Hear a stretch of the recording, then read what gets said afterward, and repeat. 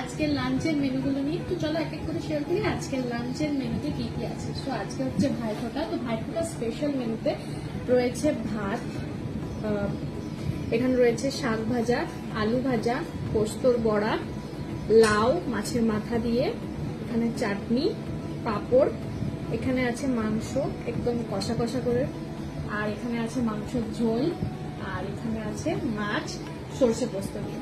তো এগুলোই হচ্ছে আজকের আমাদের লাঞ্চের মেনু। পুরো গোলবাড়ির মাটন কষা হয়ে গেছে।